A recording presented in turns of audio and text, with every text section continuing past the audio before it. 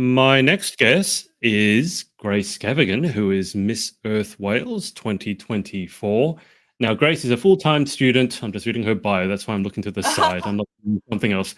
Full-time student pursuing a law degree at Wales' top university with aspirations of becoming an environmental lawyer. She has been a dedicated volunteer with the Wildlife Trust in the UK for over 10 years, driven by a passion for protecting the earth from a young age. Crowned Miss Earth Wales in May, Grace has had a busy reign, even speaking with members of the Welsh Parliament about sustainable tourism. Her advocacy centres around the Pollinator Pathways Community Project, which aims to create native mini wildflower havens in her local community. She recently returned from the A-Sisterhood trip to India, where she visited the Sheroes and the Wildlife SOS charity sanctuary. So, Grace, that's pretty comprehensive. Welcome to the show. Thank you so much for having me on. This is an interview I've been looking forward to for a while now since we've had it in the calendar. But I can't wait to chat with you. Yes, I have some experience with your director. I don't know if she said any good things about me. I certainly haven't said any good things about her. All good, But all good. it's her birthday in a few days. I know. Are you going to Can't do wait. anything? We got a few surprises at our sleeves, but I don't know. We'll Okay. see. Don't spoil it. Don't spoil it. Well, No, should be Grace, you fine. just got back from India, so why don't we start with that? What were you doing over in India? Because it sounds like you guys, well, it looked like, because I was following you on Instagram, obviously, looked like you guys got up to a lot. So what was the Indian trip about? So basically, that was one of the prizes for winning Miss Earth Wales. So we fundraise as finalists for this organisation for a charity called A-Sisterhood, which is a UK-based charity which creates two words, assist and sisterhood, puts them together and basically sets about to help women across the world. So one of the main reasons that we went out to India is to see the work that we were funding to help acid attack survivors.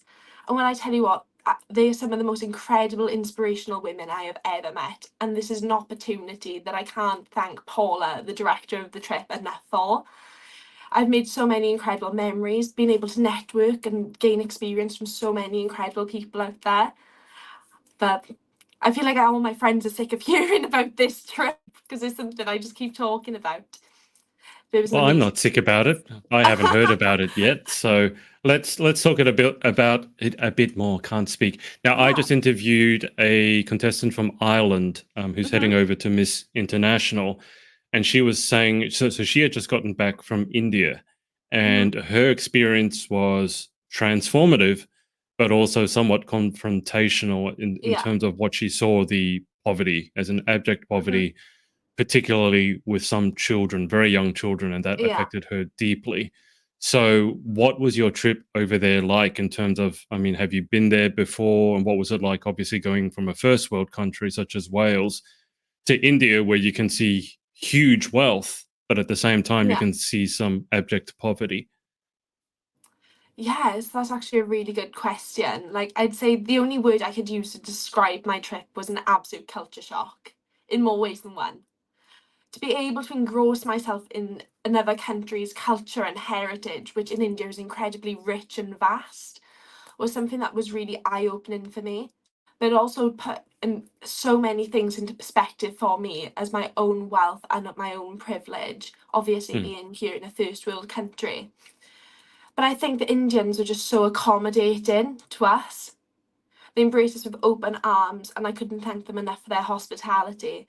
But absolutely, I agree with Miss International Island, like you just said. It definitely was an eye opener and put into perspective how lucky we are here, and encourages me to continue my humanitarian work, to continue Hmm. funding these organisations to help these people and share their stories as well. Because at the end of the day, this is such an amazing platform to share a multitude of stories.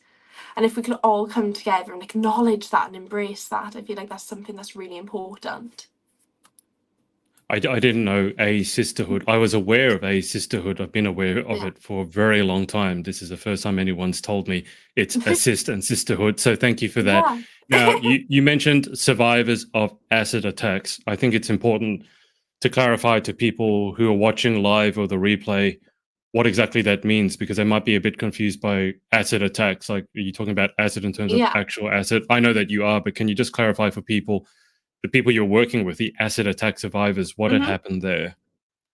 So necessarily, acid attacks are quite a big problem in India. Acid's so cheap out there to purchase, and it's used as a tool of violence and revenge. So these women, they've often rejected marriage proposals or any other sort of proposal, and it's viewed as a form of revenge. So basically, if the person, the perpetrator, cannot have that woman, he will scar her so no one else can. And what I found absolutely heartbreaking for me is that when these acid attack survivors were telling their story, that they've had people, the general public, look at them and think, what has she done to deserve that? So Mm. it's placing the reflection back onto the victim, which I find absolutely shocking. Like these poor women, like it's a heinous crime to go through to scar someone so deeply, but the fact that they've been able to come out the other side and share their story and move on with their lives and empower others is something I'll constantly look up to, and I'd love to go back to India and continue my work out there with them. Well, you're an aspiring lawyer. So, can I just ask, what happens to the perpetrators of these acid attacks? Are they held to account? Because it certainly seems to me that they should be. But what Yeah. actually happens to these men who throw acid on these women? So often enough, there's a lot of fear mongering around it. Either the police can, like they don't have the resources to identify these perpetrators. The legal system's very expensive. Not a lot of people can Right. afford to bring these people to justice. And there was an act passed in India which allowed prison sentences and fines to increase. I know the compensation is another huge aspect of it. So actually giving the victim money, because at the end of the day, a woman's beauty, a woman's face, it's so important not only for jobs but marriage prospects. So it's Mm. a huge factor in our lives. So being a victim of acid and acid attacks, it it absolutely changes the gravity and centre of your world. So it's really important that these people are brought to justice. But I feel like the legal system now out there is being reformed.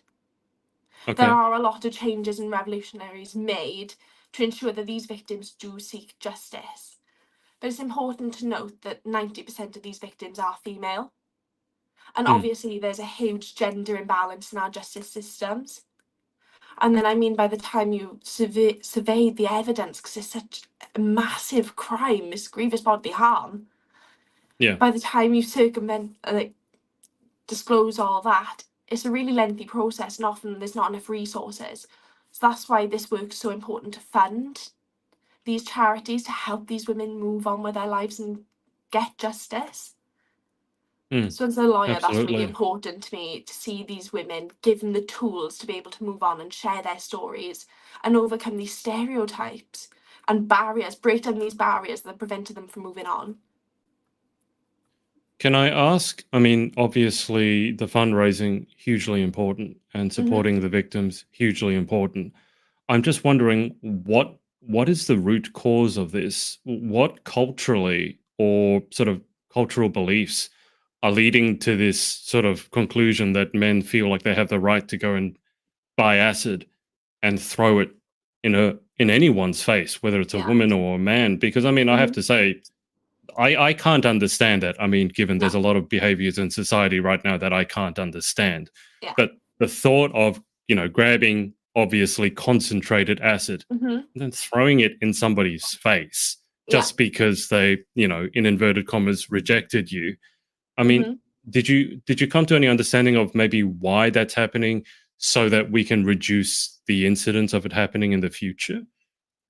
I feel like, in my opinion, there need to be stronger implementations on accessing acid. That's the root of it. Obviously, we can go Right. into schools and we can educate young people and general cultural, varying ages and genders. I feel like education is the sole root of the solution to this issue.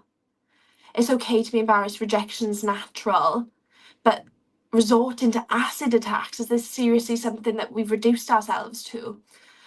But I'll go back to my previous point on being able to access acid. It's cheaper than water. How is that? How is such a dangerous, corrosive material so accessible? So if we're able to take these acids off the streets, limit Mm. their accessibility, I feel like that will greatly reduce these acid attacks. Because at the end of the day, something that's so dangerous should not be made so easy to come by. Because I Yeah. don't know what the restrictions are on purchasing acid. What is the age limit? I mean, there's just so many issues, but I feel like if our government or the government out there were able to take this into hand, put stronger laws and get groundwork on there to prevent this acid from being Yeah. purchased, that's something I'd really like to see.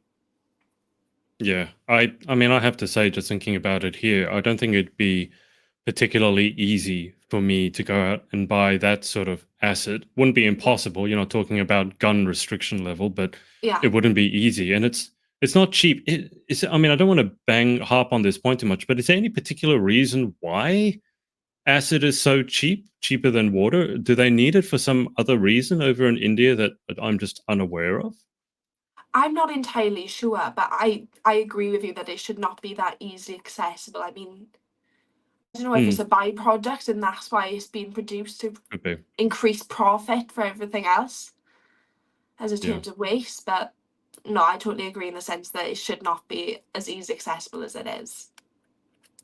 What else did you get up to in India? I mean, obviously, you sounded like you did some amazing work. Did you get any downtime? Did you get to enjoy yourself, experience a culture, try some Indian food, all that good stuff? I had lots of Indian food. It's been a bit of a shock coming back to Wales because it's not near as tasty and flavourful. Me and one of the other girls, we absolutely love paneer. Oh, Can yeah. never stop going on about paneer. I love it. So it's been hard coming back to typical bland Welsh food.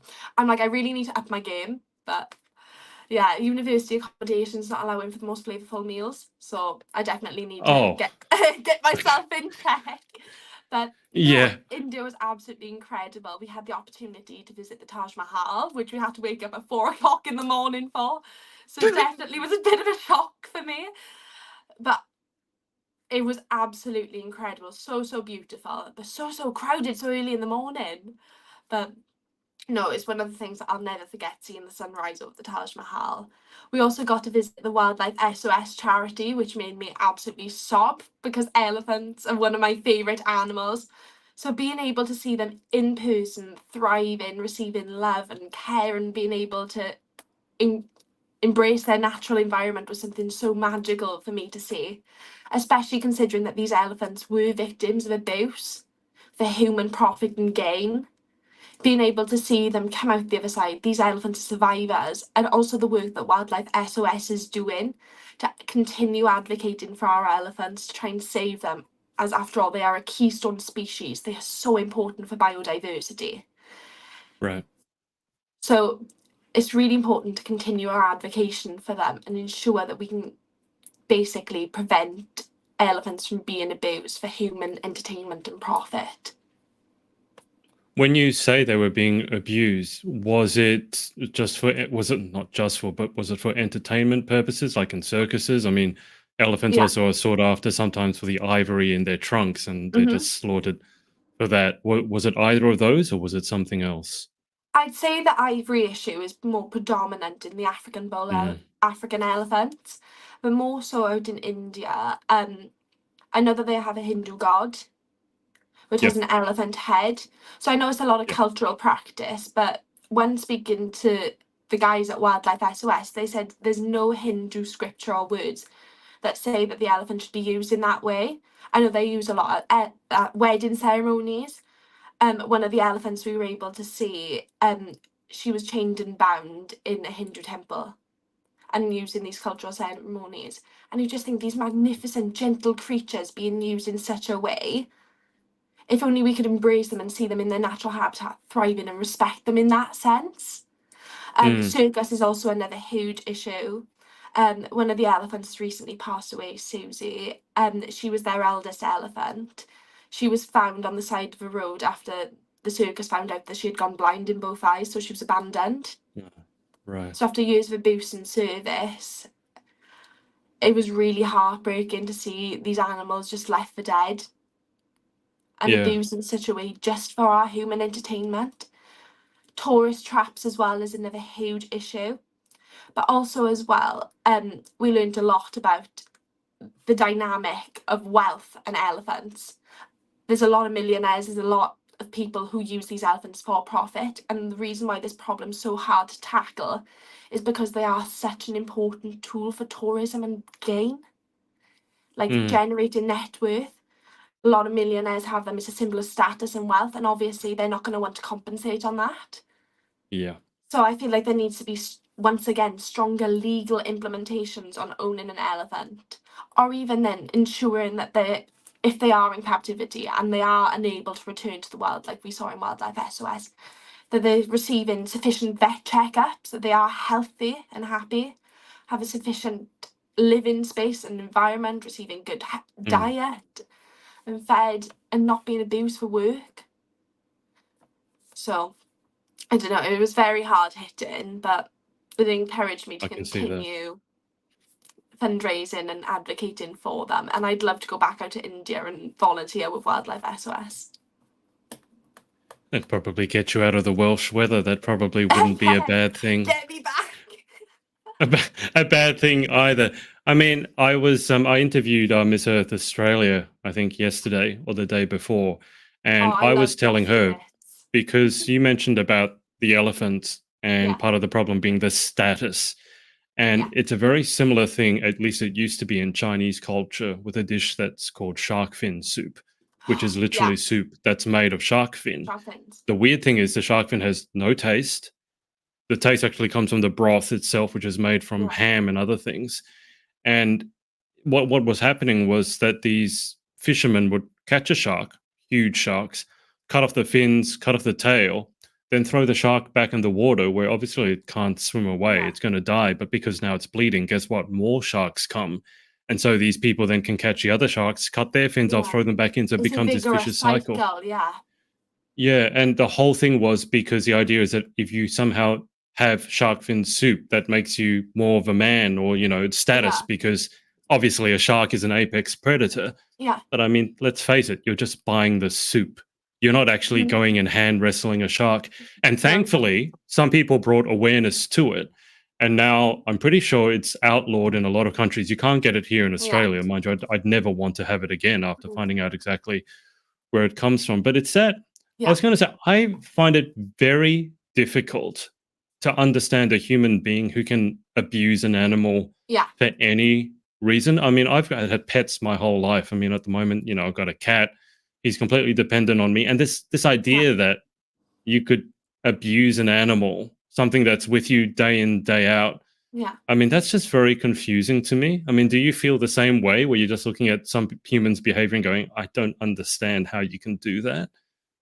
No, I totally agree with you. As a cat lover myself and a general animal lover, I feel like it's a point of education.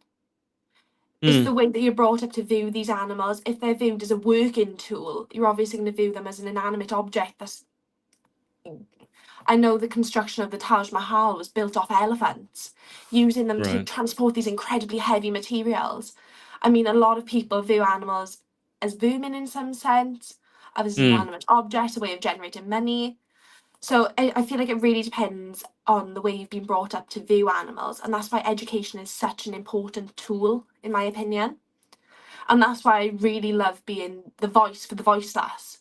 These animals are totally dependent and they cannot advocate for themselves, especially against humans, like as the supreme race, which I absolutely hate. And as human beings with so many tools and the power of knowledge, the fact that we can abuse this in order to, I really can't understand it. But once again, that's why I'll forever hammer home the point of education and why it's so important to spread awareness of these issues to ensure that we can tackle them and overcome. Because although criticism is an important point, we need to provide a solution. Because ultimately, that's the only way we're going to stop these issues. Yeah. Part of me, I think education, I agree with you, is absolutely imperative. Part of me also just wonders, are some people missing basic human empathy? Yeah. Because, when you see a young child and they're playing with a cat or playing with a young cat, with a young puppy, and, the cat and dog know in general terms to be very gentle with a baby, and there's no there's no harm, there's no abuse there, and it's not like the kid has been educated. To me, it just seems No. natural to have empathy Yeah. for other living things. So education, I think, for some, like to bring awareness to certain issues, absolutely. Mhm. Sometimes I just feel like some people are missing an empathy bone or something. Like something has Yeah. gone maybe No, I totally horrifically get wrong in that. their Yeah. own life. And like, why would you? Okay, I get your point. Like, it's a tool, but Mhm. obviously it's not just. And by the way, I wouldn't abuse my tools either. I take care of my things. Like, Yeah. I don't see the point of like just trashing No. everything. And so, yeah, it's just I feel like some people really just need an empathy Yeah. implant or something like that. Yeah. But I think so I need too. to ask you. So you've obviously got a lot of information stored in that head of yours, and I know that you've been doing this not for just the past 5 months, but going on for a long time. And how did this all happen? How did young Grace get interested in the environment? Oh my God, this is a topic I could talk about forever. So Okay, I've good. always had an I'll go. immense we'll sum it up, we'll sum it up. Um, so I've always had an immense passion for our natural world and our wildlife. Growing up, I spent every waking moment I could out in the garden trying to attract wildlife, whether it be putting birdseed out for the birds, exploring my local beach, doing seashore safari, seeing what's in the rock pools. But I'd say what was the catalyst for my love and my passion was when I joined the Wildlife Trust's Youth Forum at the age of 8. So I was able to gain experience and knowledge of these other volunteers who had been with the trust for years and develop my understanding on our Welsh wildlife and wild places. So over my years of volunteering, I've had countless opportunities interacting with others. It's Mhm. such a community is such an incredible tool. I'll keep going on about tools, but education and community is something that's so important in terms of tackling the climate crisis and sharing our knowledge and understanding with others to develop solutions to these issues. So no, I've had countless opportunities. Like I know I said in my bio that that I had the opportunity to speak to members of Welsh Parliament earlier this year Mm. about sustainable tourism here in Wales. Like, how many people know that we've got dolphins off the coast of West Wales and the fact that we don't have to go abroad to see these animals in captivity is Mhm. something that I feel has definitely shaped me as a person and has taught me so much about myself. But it's also something I know I want to leave behind for others, a legacy. But definitely I, volunteering's the catalyst. I've lived in Wales for periods of months at a time. I did not know there were dolphins. There are Yeah, dolphins? not many people know. I was really lucky to go out on a survey boat trip in Cardigan Bay, and seeing these animals foraging, playing with each other is something so magical. And being out on these countless boats and surveying trips, you'll often see families and even grown men are stood there in awe. And there's something so magical about seeing people from all walks of life, their eyes light up seeing these animals in the wild. It's magical. And that's something that Yeah. I feel like is really important because nobody's going to care about what they haven't seen and nobody's going to protect what they haven't witnessed. So that's why I continue to encourage people to go out, spend time out in nature, and truly witness what we have to protect. Tell me more about Welsh biodiversity. Like as a tourist, if I was Hmm. to go to Wales, what are some of the different things I could see? And again, I've been to the west coast of Wales. Yeah, I've stayed in a lighthouse of all places. It was a boutique hotel that but was that was built into an so old cool. lighthouse. It was very weird because the room was circular. It kind of does. You also don't know which way you're Oh, facing because the room is round. It's like a donut. We went through Snowdonia, I think it was yeah, called. Saw some very ancient shale, or I don't know whether very interesting rock formations. yeah, Huge trees. Drove through the forest for probably a good hour or so. Massive ancient trees, yeah. but clue me in here. So, what are some of the different things from a biodiversity, from an environmental viewpoint? If I went to Wales, what's some of the different things that I could see? Yeah, so here in Wales, we're so lucky to have a multitude of different habitats. Our sand dunes are something that's really important here for biodiversity because there's so many species that rely on them. as well our mountainous terrain, like you've just mentioned. One of my favourite walking places is Pen y Fan, which is the highest point in Oh, South yeah. Wales. Yep. We have an array of bird life.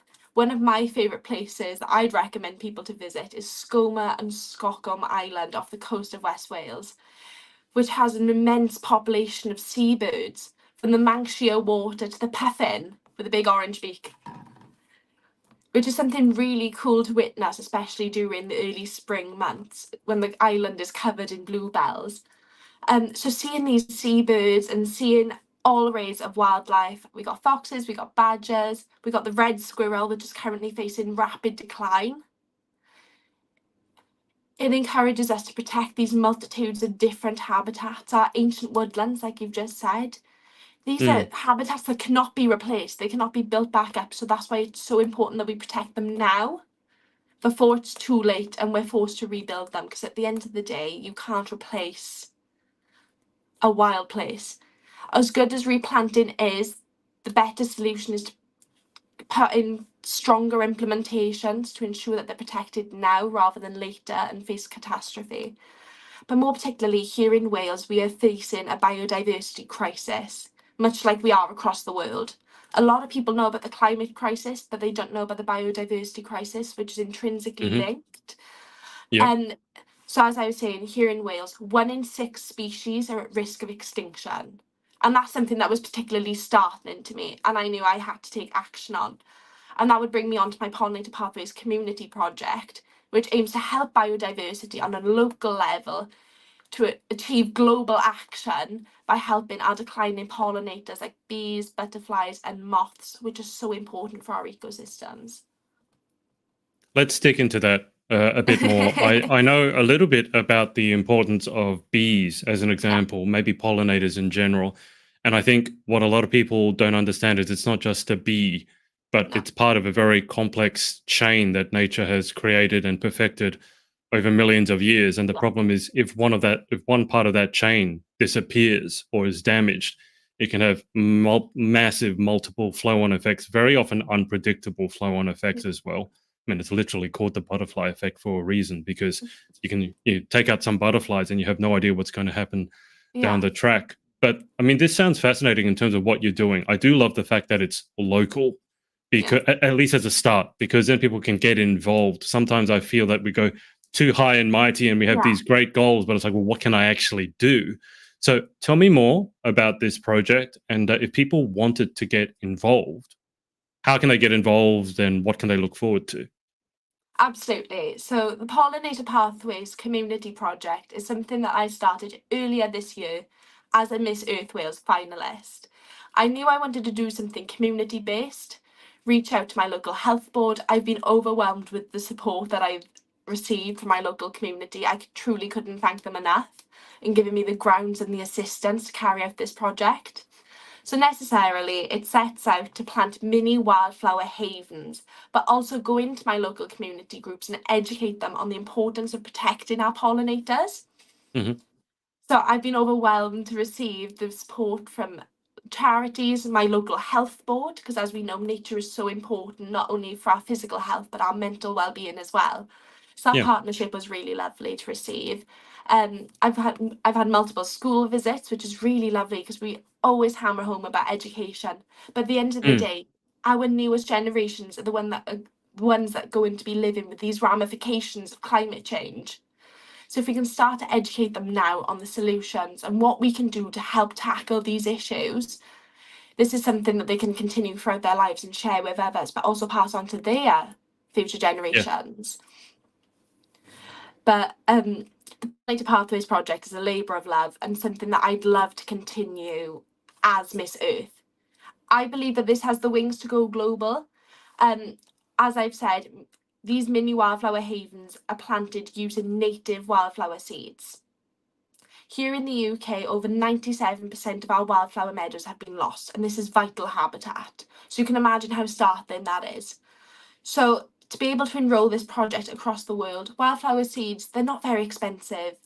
If it's using barren, wasted land, there's so much barren, wasted land. These wildflower seeds are incredibly independent. They don't need much TLC. Okay. Obviously, it reduces the risk of pesticides. They're incredibly healthy habitats and something that can be achieved across the world very accessibly and easily. We all have native wildflowers.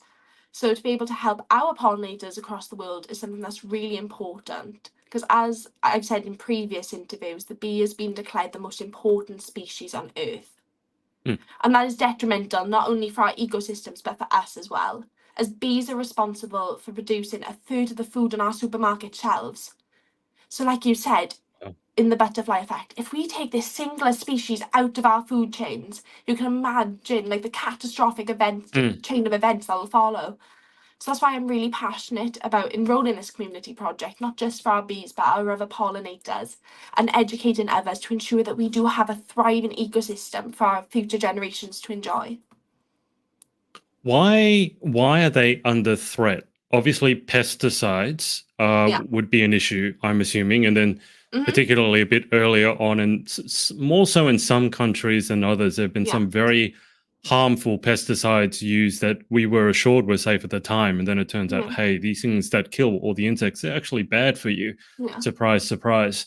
But aside from maybe, let's say, pesticides, and I don't know how much of the problem that causes, but Yeah. what are the other causes of the declining population in pollinators? Mm-hmm. Definitely, I'd say loss of habitat. Okay. 97%, as I've said, of our wildflower meadows have been lost. Industry is another huge issue. If these species don't have areas to thrive, if they don't have plants to pollinate, how are they meant to survive and thrive and ensure a good surviving ecosystem? So I definitely say those two. But to go back to your point about pesticides, that's a huge issue that we face here in the UK, and that's why sustainable farming is going to be the future of our industry here. This is something that our governments need to work hand in hand with farmers on, to develop a system, a sustainable system, to ensure that we're not only ensuring the thriving industry of farmers, because it's unfair to put this burden on them and Yeah. expect them to achieve this outcome alone, because obviously profit will be affected. And we're going through a difficult financial time here in the UK. But no, definitely governmental legislation, and that's why I'm so passionate about becoming an environmental lawyer.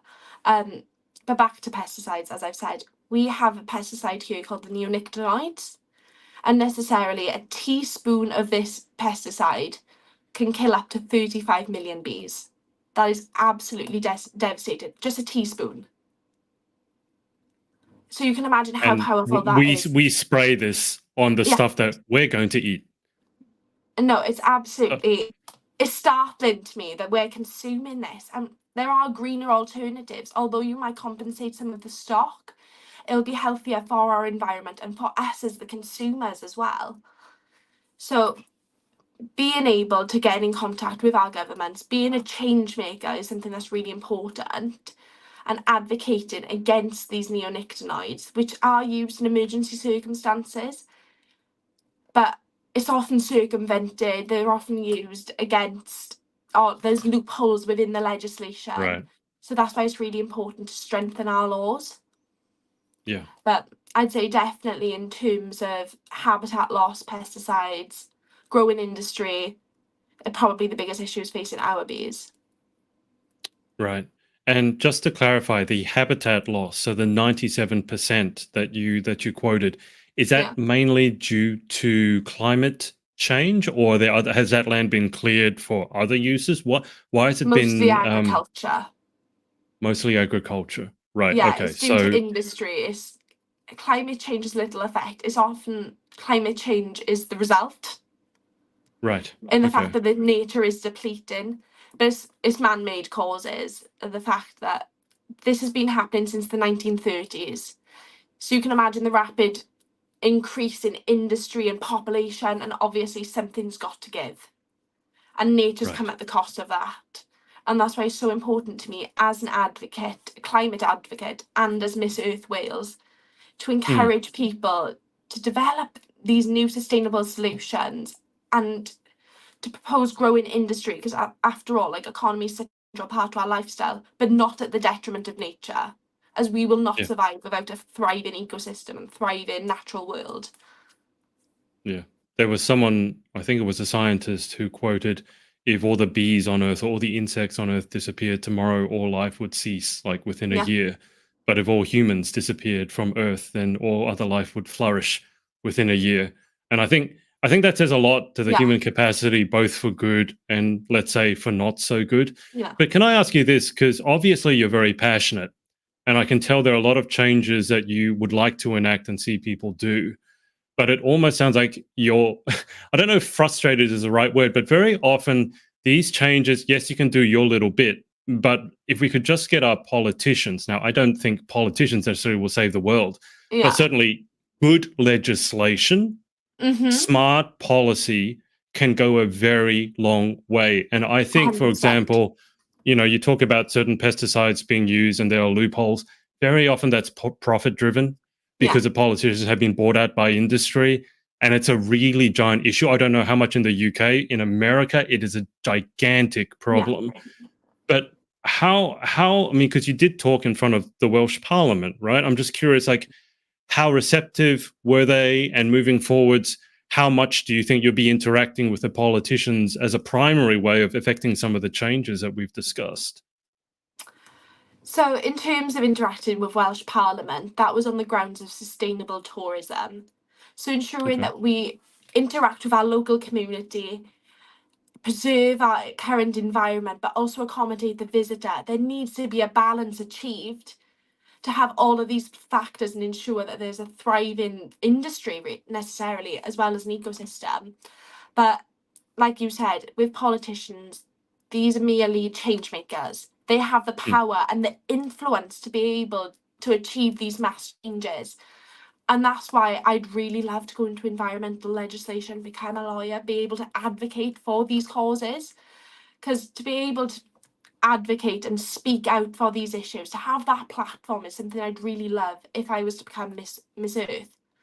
This is a legacy I want to leave behind. This is something that's so deeply rooted in my cause and so close to my heart. So I'd love to work very closely with global change makers, our influences across the world. If I was to win Miss Earth, one of the first things I'd love to do is attend the COP29 climate conference, which is often labelled the financial conference, which is set about to set financial goals for the climate crisis. Because ultimately that is going to be the biggest issue, and there's set to be billions invested in these new industries to help our climate. But it's all about achieving harmony, achieving global standards and setting about these ambitious changes. We need global agreements and treaties. We can't be arguing over this. This is such a detrimental issue. So being able to attend something like that and as Miss Earth and interact with these politicians and really hammer home the importance of protecting our natural world will be something that's deeply rooted in my cause. And even if I don't achieve the title, this is something that's such a massive part of my life. I can't speak about this enough. I will continue this long after being Miss Earth, handing over my crown for Miss Earth Wales. This is something I'll continue doing for the rest of my life. I feel like I found my cause in this environment, in this organisation, and setting about legal change and interacting and trying to do as much as I possibly can, making my small individual actions to achieve big change is something that's going to totally take over my life, but I think I'm okay with it. Going to take over your life. It kind of It feels has like it taken over already my has. life, I lied. I was going to say, you're using the wrong tense. I think this started a long time before your reign as Miss Earth Wales, and certainly feels like it's going to continue a long time after your reign as Miss Earth or Miss Earth Wales. I mean, this is a bit of a silly question, but hypothetically, right? Let's say not only that you win Miss Earth, but as the prize, you get, I don't know, like a magic wand, where with a wave of a wand, you could affect any change that you wanted. You could change the way people think. You could change what people value. You could change legislation, but you don't have unlimited wishes. You know, the whole kind of 3 wishes thing. But if you had that ability to change whatever you wanted with a magic wand, I'm just curious where you'd start, because there's obviously so much information in your head. And I'm just curious as to what you think are maybe the top priorities that if we address those, that's going to hopefully have a flow down effect or flow on effect and change everything else. So what would you target with your magic wand? That's a really good question, Jeannie. But Mhm. I'd say generally there's three main factors. Obviously, I've talked a lot about environmental legislation. So achieving these international laws to put into ground these changes is something that's going to be really important. There's a global scheme called 30 by 30, which is necessarily the main objectives are to achieve 30% of our lands and seas protected by 2030. So that'd probably be my first wish, is Okay. achieving these environmental legislation goals to ensure that there's accountability held for those that are breaking these laws. I'd also say education, Mhm. and that comes in tie with the sense of community, being able to share this with others. We all have a role as custodians of the earth. So by making these small individual actions and changes, that it's not going to happen overnight. You can't be a perfect green eco warrior. But showing this transparency is something that's really important in my climate journey. It's not going to be perfect, it's not going to be easy, but what matters is the effort that you're putting in. Yeah. And if, as a community, we come together and we acknowledge the changes that we're making, you can imagine the global impact. If we all Mm. stopped using single use plastic, it'd decrease the demand, it'd decrease the amount going into landfill. That's a rapid knock on effect already. Yeah. So, once again, small individual changes, encouraging this sense of community and education. Trying to think of the final thing now. Oh, God, this is difficult. Um, they definitely be in terms of investment into green infrastructure. Because at the end of the day, it is a growing new industry, and I feel like there's a lot of skepticism about it. Because after all, we've relied on these old industries like oil, gas, fossil fuels for a very long time, and at the Mm. detriment of our environment. So investing in this in these new green infrastructures can hopefully not only benefit our economy but benefit our environment as well.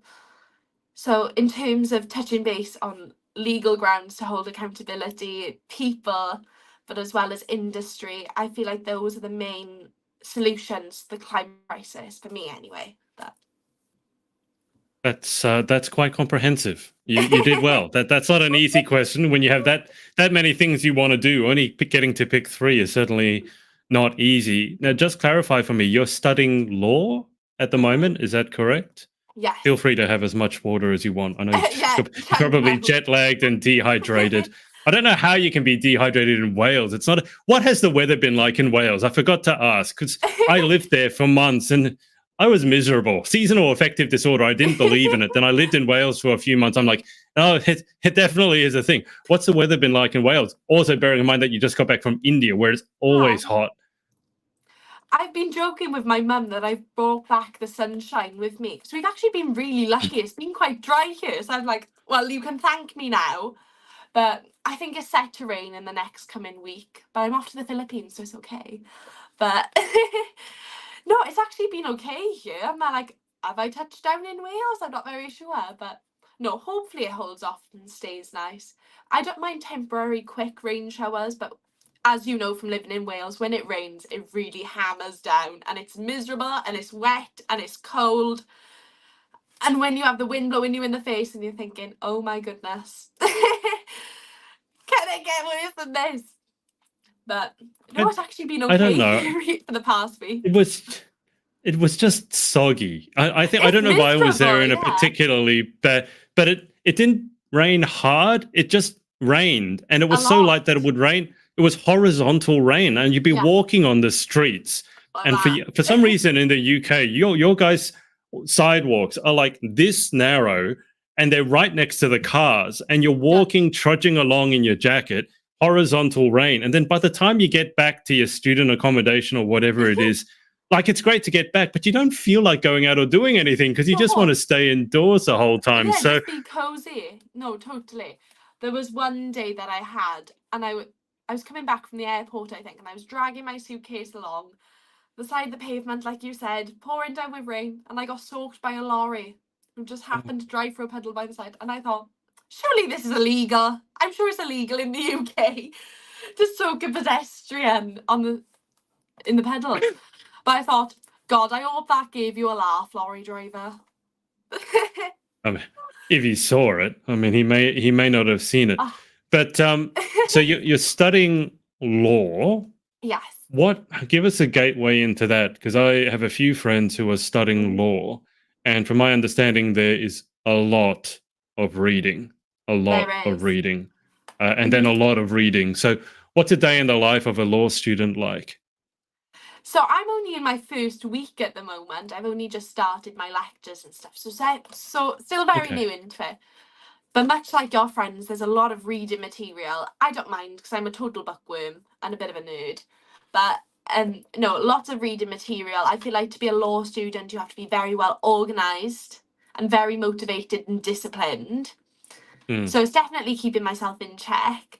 But so far, the content's been super interesting. Like, we've covered several topics from public to criminal to contract. So it's really getting a feel for our legal system. A lot of writing as well, which I don't mind. I really enjoy essay-based subjects. So I'd say it's definitely a subject for me. But you've got to be very disciplined and motivated to do law, I'd have to say. Well, I mean, you've made a good start. I mean, you're only 1 week in, but I mean, that sounds like a good start. Very Uh, optimistic. so, hang on, you're going to be like, when do you leave for Miss Earth? Very soon, very soon. I'm not sure if Danny will let me say, but very soon. Okay, keeping everything secret. But what you're going to be like, what, 2 weeks or 3 weeks into your first semester as a law student, and then you're going to be buggering off to the other side of the world. I mean, I'm assuming that you make friends in your law class. I mean, how do Yeah. you explain to them, oh yeah, I won't be here next week? Oh, what's going on? Oh, I'm flying to the Philippines to compete in a pageant. You what? Oh yeah, I miss Earth Wales. I mean, has that discussion come up, and how have they reacted to said Yeah. discussion? So funny enough, we were having that conversation last night. So in my student Okay. accommodation, there's two flats on the ground floor. I'm on the ground floor as well. So we were in the other flat in the kitchen, and they were talking about Halloween costumes. And I was like, oh well, I'm not gonna be here for Halloween. And they were like, why are you going home? I'm like, well, no, I'm in the Philippines. But they're all incredibly fascinated. Like, I keep forgetting about the fact that the UK pageant system, if you're not in it, not a lot of people have that understanding. I mean, Mm. coming into pageantry myself at the age of 16, I had no idea. I just chucked myself headfirst into every opportunity and tried to engross myself in it as much as possible. But for an outsider, they just find it fascinating. They're like, is it like toddlers and tiaras? I was like, no, it's a lot more glamorous. But no, absolute fascination. And they've all been super supportive and really interested. They've even talked about throwing a streaming party to watch the final. So I was like, oh my You goodness. But no, might everyone's need been to very check the supportive. time zone difference there. It might be like at 3 in the morning, or like it always. Actually, no.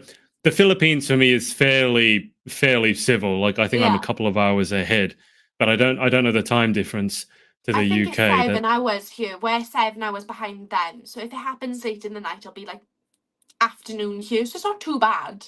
I mean, if you were it's not ahead too again, though, it'd be a bit of a nightmare.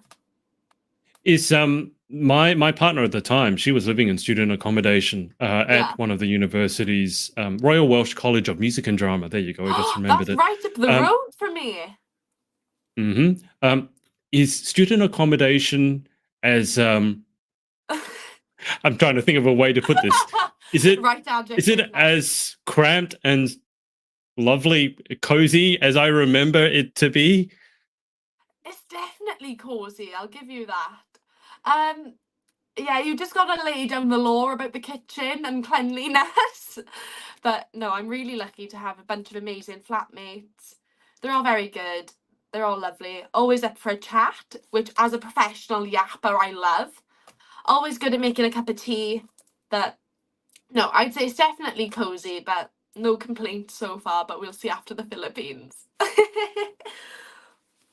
That's always good if you can get in with good housemates or Yeah. good flatmates. But the cleanliness and sharing the fridge. That was Oh, always a recurring problem. And then people would cook and leave all the utensils out and make a oh, huge mess. don't. It It hasn't been too yeah. bad for me so far, but I've managed to claim the top shelf in the fridge, so at least I have no one stuff dripping onto mine. Okay. Very Are you sweet. a neat freak? A little bit, yeah. I like my Okay. organisation. I like my cleanliness. I'm a little bit of a germaphobe, but Okay. No, as long as there's order or some sort of cleanliness, I'm happy. It's good. But All right, let me ask you this. Not that you have any free time, but if you were to have free time, what would you do with it? Just for relaxation's sake.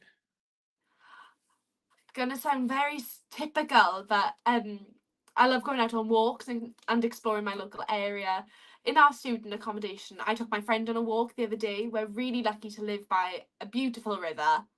So we went up for a walk along the river trail, which was really relaxing. I really enjoy going out on long walks. I mean, it's a way to keep healthy and fit, but also to spend time out in nature, which I found is so important for my mental clarity and de-stress, to be Yeah, able to turn off my electronics, leave it there, and just have like a few hours to myself.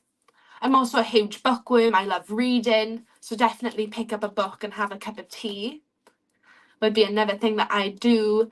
I also really enjoy photography, particularly wildlife hmm, photography.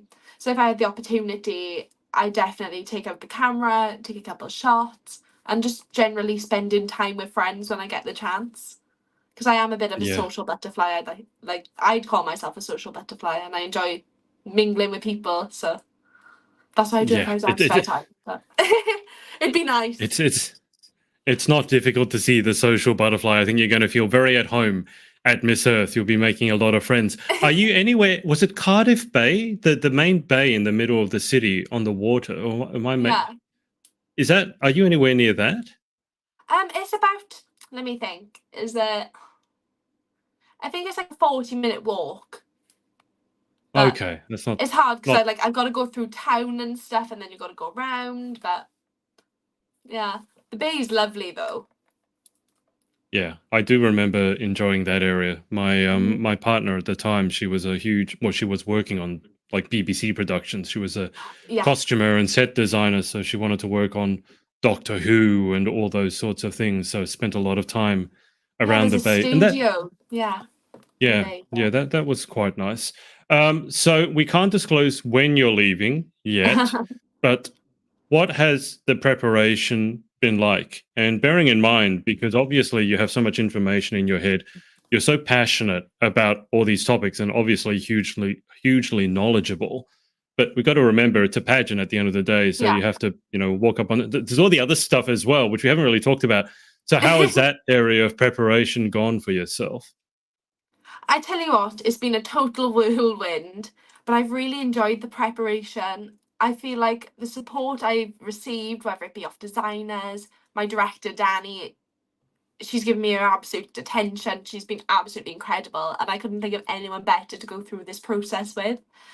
My pageant admin, Linnell, she's been absolutely amazing in organising interviews and such like. I really enjoyed doing the passerella training. I enjoy walking, so being able to refine those skills, and especially in sky high heels as well, is something that I'm enjoying. I can't wait to further develop. Interview skills as well. I'd say, as a yapper, as I've said before, I love doing interviews, engaging with other people. But no, styling as well has been another huge thing that I've really enjoyed in the build up, pulling all my outfits together. Can't wait to show my national costume. That's something that's really exciting and I really enjoyed being a part of. But no, the whole process has just gone so quickly. I can't believe that the final's literally in a month. I'm like, oh my god, it hasn't sunk in for me yet. But no, I don't know what I'm gonna do with myself when it's all over. I've really enjoyed it. Well, you going back to, I mean, it'll be Christmas when you come back, so that'll I be know. something to look forward to. And then you're back to law school, which you seem to enjoy. It's probably Yeah. not everybody's cup of tea. The Passarella training, are you kind of like walking in the student accommodation, down the common hall to the kitchen, and you're going around there? Or you don't have a lot of space probably to practice your No, probably Passarella. not. I need to psych out my flatmates a bit more whether I can decide to go into the kitchen with heels on. Might give them a bit of a fright. But no, I'm really lucky. We got a student gym here, so tend to just book a room. Or I literally live 35 minutes down the road from Cardiff, so it's really easy to go home and like practice my stuff there. I'm always popping home. My mum said, like, you've never left, you're still here. But So no, that's like one of many ways, but pastoral training's been going on over the past couple of months. So it's been Hmm. able to refine those skills and such like that. I've been really lucky to have that build up. But yeah. How many suitcases are we taking over? Oh, too many, too many. I don't think I have enough hands to pull them through the airport. I Have you just got hope they're anyone under the going weight with you? allowance. So Well, I'm actually flying out with Danny. okay. So she's good as gold. I was like, oh my god, Dan, you're gonna have to be my airport dad. Manage all the stuff. But so no, we're flight buddies. Hopefully bagging a first class, but I don't know, we'll see. That'd be something. I was going to It say would. she can. I mean, apart from I wasn't thinking airport dad. I was thinking more like baggage. I was thinking more like baggage mule. You know, someone who can a porter or something like that. Put her to work whilst you look glamorous. That's it, exactly. Oh, baggage mule. Oh, baggage mule. Oh, servant. Oh, servant. I'm sure she'd love that idea. But she's probably going to punch me the next time that she sees me. Did she ever tell you about what I did to her when she won her Miss Galaxy title? No? Spill? Okay, so you know how these pageants go. This was in Texas, the big international title. Bear in mind, Yeah. we'd had a 3-year hiatus or something like that because of COVID. Yeah. So obviously, she'd been preparing forever and ever and ever. And I was the MC along with Maria, who's a CEO of Galaxy International. She's amazing. And I love Maria. yeah, I saw. I got to see the scores immediately because they were electronically calculated, so I knew who had won. But the thing is, you need to call out like a top 10 and then a top 5, but you need to mix up build the up, order. Yeah. And so I saw Danny's name and I'm like, I'm going to make her sweat a bit. So I deliberately called her out stone cold last in that list. And if you watch her reaction, because it's on YouTube, if you I'll have watch to her look it up. reaction when I call out her name, she looks like she's about to have a heart attack. Oh, And then when lovely. she's in the final two, and I get to call out first runner up. So if I call out your name, you haven't won. Yeah. And I dragged it out. I made it like a 10-second announcement. So she wasn't happy with that. She almost tried punching me afterwards, but you know, it's You were tough. I working don't blame her. overtime. Oh my goodness. Yeah, Oh no, I bet it must have been painstaking for her because there's nothing worse than the wait. And I feel like that moment on stage when you're holding hands with the other girl, time slows down. It just feels time like stops. It literally does. So like, whew, I got a laugh in my top 2 crowning moment video. I'm giving Saran, my runner-up, who's absolutely incredible, a pep talk. So I'm just there like this, that, giving her a pep talk. And my mum You've said got to me, this. she went, "What You've are you got doing?" this. And I was like, "I'm yapping as per." But no, it literally did stop. It felt so surreal. Did you hear what Danny did when she won Miss Galaxy UK? No. I need to get clued up. How come she hasn't told you all this stuff? So she collapsed to the floor, not on her back, but she went down, crouching. Yeah. And then she realized she didn't want to do that because she doesn't like how that looks. So she stood back up. But the problem was, as she went down to the ground, her first runner-up leant in to give her a hug and to help her. As she came back up, she headbutted her first runner-up in the face. Oh my goodness. So your director seems to have not been sharing all the good stuff with you. No, like, to be fair, we don't have enough time, but I'm totally going to grill her on the long flight now. Yeah, I can give you I'll just give you a list of questions and you can ask give me her. the debrief. So, Dan, Adrian's just like giving me the rundown of stuff I need to ask you. Yes. Give me the goss. You probably won't be able to record the answer, let's put it that way. But what was it like when you won your title? I mean, can you remember? I mean, time stops, but can you remember like the emotions and the feelings when you realized that you were Miss Earth Wales?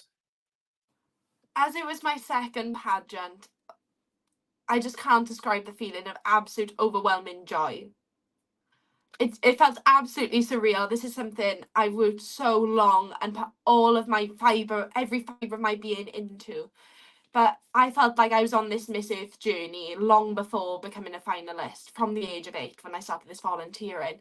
So seeing all my hard work and effort build up and be rewarded in this sense and being awarded that title and being trusted to represent Wales on an international stage like Miss Earth, is something that I'm eternally grateful for, this opportunity. And being the youngest girl competing at Miss Earth Wales as well, I learned so much from the other girls that I feel like I can bring a lot to the Miss Earth stage as one of the younger contestants. A lot of people may see this as a possible disadvantage. I haven't as long of a time or further life experience. But personally, considering how long I've been into environmental advocacy, Yeah. I see it as a total advantage. And I can't wait to share my experiences with the world on this international stage. What are you most looking forward to over in the Philippines? Oh, I'd say definitely exploring the culture and the food. I've heard a lot of good things, the weather as well, but the whole experience, the ecological tasks I'm really excited for. I know we have a fashion show opening for the arrival ceremony this session. That's going to be absolutely incredible, and I really can't wait to see my designer. So that's something I'm really excited for. But the whole experience, I feel like it's going to absolutely fly by so quickly. But if I had to put it down to one thing, I'd say getting the opportunity to meet all of these incredible like-minded women from across the world who have come together for this shared passion for our environment as change makers, and we'll forever have that sisterhood, that tie to each other. Mm. So after all, it is a high intensity environment, and I feel like we can only understand each other by having this opportunity and this chance to connect with others, which I never would have had if I didn't get into pageantry, is something, once again, I'm eternally grateful for. I've spoken to a lot of the girls, they all seem really lovely, but I just can't wait to meet them in person. How many girls are we up to now? Oh, I'm not sure at the moment. I'll have to double check. I've heard like 70, 80, 90. It's creeping towards 100 from what I understand. Yeah, there's a few there's a lot of delegates on the list, I think.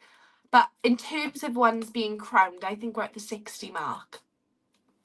That's still a lot. It is a lot, but I know there's quite a lot of crownings coming up now, but Right. no, it should be good to see. Well, it's not long to go, and then you'll be jetting over from soggy old Wales to the Philippines. I mean, let me just ask you this, because you said in India you love the food. You had paneer. I don't think in any student accommodation in the world anywhere there's going to be paneer. And then when I asked you about the Philippines, you talked about food again. In terms of Welsh food, the only thing that I remember is, what were they? Like it's not scones. What is it? It's Welsh like the cakes. jam. That I did like those. They're good aside from that, tea. I'm a coffee drinker, oh, so that don't work for me. Yeah, no, I get that. I hate tea, so it's all right. It's okay. We can get off. But what other Welsh foods are there? Because the only other thing I remember is Welsh love spoons. I did like the Welsh love spoons. They're very cute. But Welsh food. What other Welsh foods are there? So something that my nan tends to make is something called cawl, which is like a soup. It's very hearty, considering it's very cold and wet here. It's a nice bowl of soup you can kick your feet up to, check on the telly, have a nice drink. It's nice and cozy, warms you up. So no, I love cawl. It's probably a comfort meal of mine. And you can obviously have any meat you want in that sort of stew. Welsh cakes as well, an absolute classic. Most of my flatmates are English, so I have to do a tasting session with them, psych it out. Bara Brith is another one. It's like a fruit cake. They actually discontinued it from Morrison's, so I've got beef with them. But but you have that with tea as well. Probably not up your street, but it's okay because I drink enough tea for the both of us. No, like our foods tend to be quite hearty, warm, comforting, not exactly spicy. I wouldn't say any sort of spice. So that's why I really enjoy going to different countries, exploring their food and tastes, because it's something so different. But okay, because that's interesting, because I know a lot of people who haven't had a lot of spice growing up, they can't stomach the spice. You know, anytime they go overseas, anything that, not even that it's really spicy, it's just mild, and they just cannot have it. So it's interesting you said that that's something that you actually enjoyed, was getting to taste all the different foods. Yeah, feeling the burns part of the fun. I won't ask. I mean, there are some very, very hot curries that you could have that you probably don't want to be feeling the burn too much. Let's just put it that way. Probably Probably not. Like, I've been okay so far, like, but I just try my best to try everything at least once. As long as it's not something too outlandish, but That's a good attitude to have in general. I will say when you go to Chinese restaurants, which I've been going to all my life, it can get you into trouble. yeah. I've had some foods that were still moving. That wasn't. I still have nightmares about that. So Oh no. yeah, Have you got a there favorite is. food? A favorite Chinese food? Well, favorite Chinese food is probably Peking duck. That's like the I crispy. actually love duck, and my nan's a vegetarian. So we went out to a restaurant and I had duck, and she was there like, I can't believe you're eating duck. I'm like, Nanny, leave me alone. It's so good. If you ever get a chance to go to a good Chinese restaurant, and I do mean a good one because there are plenty of bad ones, and you have I'll the have to take Peking duck, recommendations. it's served on a pancake, a soft pancake that's warmed up, and it's just the crispy skin of a duck coated in this lovely hoisin sauce, and then it's served with a stick of cucumber and a stick of shallot, and you roll it up, and it's got the texture, it's got the salt, it's got the sweet, and that's It just sounds perfect. incredible. It's because you've got the flavour balance there, but it's still so light. Mm. Oh my god, I They're could really probably small. demolish her. Yeah. Well, it also comes as 2 courses, so you get your I don't know how we got onto this subject, but you have the pancakes. You have the pancakes as a first course, and then you get the second course because they only cut the skin off for the first course. So the second course, you get the meat of the duck, and you can have it in these what they call sang choy bao, which is an iceberg lettuce cup, and it's in there. It's put the rest of the duck with some shallots and some other vegetables, and so you eat this thing. It's like you eat the cup. So, or you could have it as noodles. So that sounds so good. I'm definitely. I mean, I will say I don't know about Chinese restaurant in Wales. I certainly wasn't brave enough to try Chinese restaurants in Wales. Maybe it's changed. But I can give you recommendations if you ever come to Australia, that's for sure. But Wales, I'm not so sure. No, I'd love to go to Australia, but. Well, your director has said multiple times that she wants to come down here as well. So, I'll just have to sneak into her suitcase if she goes. Well, you're bigger than her, so maybe she should fit into your suitcase. That's more tactical, yeah.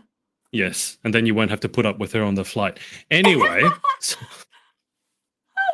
Oh dear. Just in case people don't know, I know Danny very well. We're very good friends. She used to be my podcast co-host. So I'm not actually I am throwing shade, but I'm doing it with love. Danny's going to send me a message after this and cuss me out. Yeah, but no. It comes from a place of love. Anyway, Grace, before we get to the final 10, anyone you would like to give a shout out to? Massive shout out to my family first and foremost. They've been so supportive, and thank you for tolerating me in the prep, because I know it hasn't been easy. There's been a lot of stuff to get done, but no, they've been absolutely incredible, and I'm going for a leaving meal with them tomorrow night. Before I go to the Philippines. Final goodbye, but not going yet. Also a massive thank you to Danny. Although we've sanded you today, you've been an absolute gem, and best director a girl could ask for. Your support means the absolute world to me, and thank you for being an amazing director to your queens, as well as the Elemental Wales Court as well. Also a huge thank you to my pageant admin Linnell for all of your support, advice. I really appreciate it, and I truly couldn't have done it all without you. And to the fans as well. I've been really lucky to have been mentioned in countless top 20 picks, and their support means the absolute world to me so far. Like, I know the Earthlings are a very involved group of fans, so to be able to have their support and them to share their advice and tips as well has been something that I really enjoyed taking on board. And thank you for this interview as well, Adrian. Oh, that's right. You're not getting away from me just yet. I still have some more questions to ask you. I was feeling a little bit sick when you started complimenting Danielle, so I feel like I will need to put more slander in there to balance out all the sugar. I mean, you said we slandered. You didn't slander. I did all the slandering. You've been very complimentary. So, we're balancing each other out here. The balance. Yeah, but we'll see. You said nice things about her, so now I have to say more stuff. Anyway, let's get to these. Let's get to these final 10, shall we? So, number 1, what is your favorite word? My favorite word? Probably phenomenal. The girls in India, I was one of the only Welshies, and they loved hearing the word phenomenal with a Welsh accent. Phenomenal, but and also Okay. I keep hammering on about Wales's phenomenal wild experiences and natural phenomenons, but no, so I'd probably say that's my favourite word. Very basic, very easy, but strange reasoning, but it's not that easy. It has a lot of syllables. Believe me, most girls pick words that have fewer syllables than phenomenal. I say phenomenal. You seem to be saying phenomenal. I don't know. It's definitely the Welsh accent.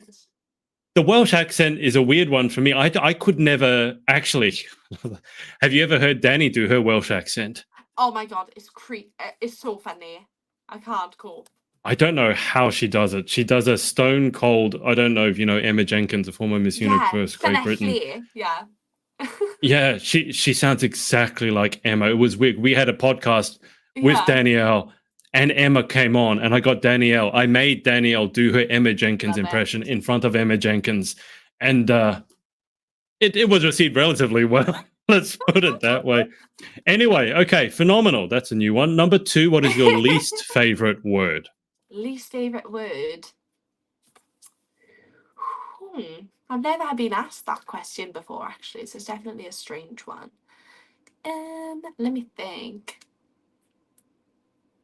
Can I make it 2 and say climate change? Sure. That makes sense. Fair enough. Rules, but... Number 3, in life, what gets you excited or what turns you on? I'd say definitely new opportunities. As someone that chucks themselves head first into everything, I've received countless opportunities and only been rewarded in new experiences. So having these opportunities come around, I feel like if you put yourself out to the universe, you'll be rewarded. But no, definitely new opportunities, new experiences. I'm always down to try something new. But that definitely gets me excited. I can't sit still. I've constantly got to be doing something, if you can't tell already. But no, definitely. I can, yes. It's very obvious. I can tell. What about what turns you off? Ooh. Rude people. I can't deal. Or people, I should say more specifically, not open to other people's opinions or to be educated.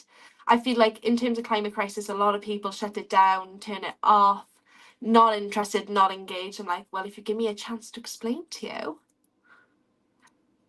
perhaps I'll be a basic, decent human.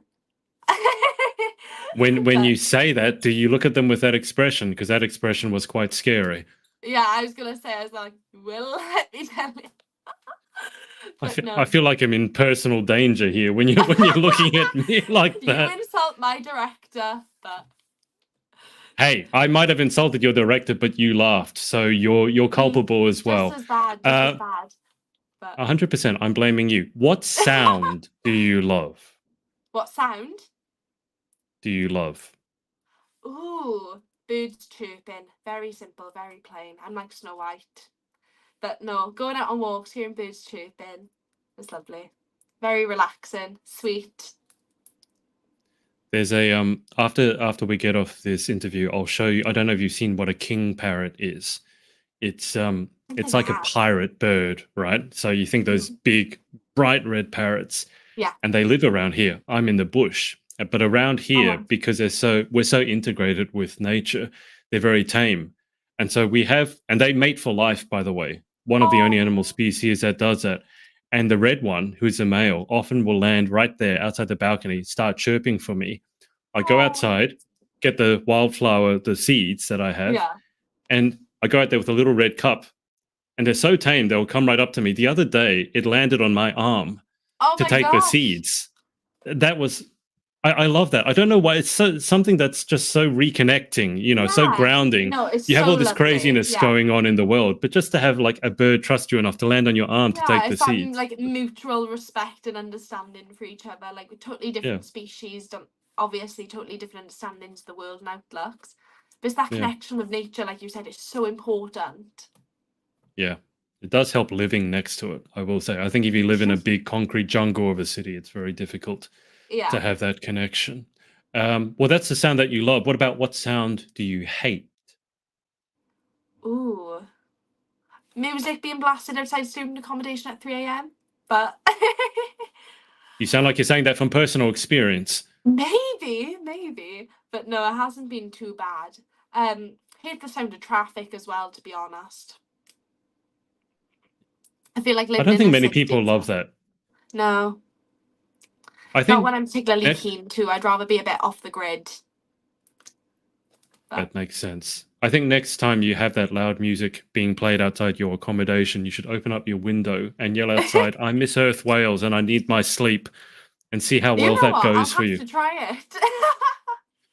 I miss Earth Wales. Go to sleep now. So see how that goes for you. Okay, number 7. If you could have any one superpower, what would you pick and why? Ooh,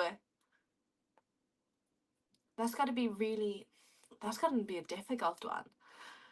I've got two. I'd say either talk to animals or I'd say telepathy, especially in the Miss Earth circumstances. I'd love to know what everyone's thinking, but quite Are nosy you in that sure? sense. But Are you sure? Everyone who says they want to know what other people are thinking, I'm always like, it sounds like good in theory, but you might be scared of what some other people are thinking. yeah, they're probably thinking, God, I'm starving right now. I could really do with some food. Yes, that has cropped up from time to time. So hopefully that doesn't happen to you. What job would you most like to attempt? Ooh, generally, like regardless of degree and stuff, I gotta say, I'd love to be able to sing. I can't sing to save my life, considering I'm from the land of song. I'm getting the side down, but no, I'd love to be able to I've sing. It's that creative aspect. I'd love it. I've never met a Welsh person who can't sing. I don't want to try it out for you. I'd probably kill your eardrums, not gonna lie. But Well, I am very musical, so I do appreciate the heads up. What happens when you sing? glasses shatter. It's Scare not away all the particularly good. wildlife, scare away all the the bees and the Yeah. butterflies. Noise That's not very. pollution. You said you were Snow White, but that's not very Snow White of you if you can't It's sing. really not. It's no. I gotta up my game, but Yeah, you can't be a Disney princess if you can't sing. Anyway, number 9. What job would you definitely not like to attempt? ooh, probably anything in accounting and finance. Doesn't interest me. I don't know. That's why, even though I'm going into legal profession and it's typically associated with being sat behind a desk, I want to be a barrister so I can get up, stand in front of a court, socialise with people. So anything sat behind a desk all day doesn't particularly appeal to me, especially as a social butterfly and someone who enjoys doing stuff, getting up, moving around. It's just not for me. And also, I'm not the best at maths, so we'll leave that there. But Well, it's good to know there's something that you're not amazing at. Final question. If heaven exists, what would you like to hear God say when you arrive at the pearly gate? ooh, that's a really good question, and I feel like faith is something that's all different to each of us. But considering my strong like familial ties, family is everything to me. Like I'd probably say like they're waiting for you, and like in a sense it does sound a little bit creepy out of context. But I lost my grandfather a week before the Miss Earth Wales final, and I feel like he's really held my hand through this journey. He's here with me constantly, helping. I don't know. It's just something that's very personal, and he's one of the ones that have inspired me to embrace our nature and wildlife from a young age. So hearing the fact that he's there waiting for me, got a lot of catch up on. But no, that's what I'd like to hear. Beautiful. Well, Grace, how about we leave it there? I've kept you on for well over an hour. It's Probably 20 absolutely minutes of it. flown. Well, probably 20 minutes of me was me dissing your director, but that's okay. That's We neither won't here nor tell her, there. it's fine. A public interview, Grace, so she can. Everyone has seen it. So It's fine, Danny. We love you. I'll clip out. I mean, speak for yourself. I'll clip out all the parts where we were where, where I was talking about her. I'll put it into a little montage and I'll tag Yeah. her in it. Yeah, that's And going to spread everywhere if it does. yes, oh, she's not going to be happy to see me. Anyway, let's leave it there, Grace. Thank you so much for coming on. Thank you for your time and best of luck over in the Thank you Philippines. so much for having me. I've really enjoyed. I'll keep you on the line for just a sec whilst I hang up with the audience. But thanks everyone for watching, and we will speak to you next time. Bye for now.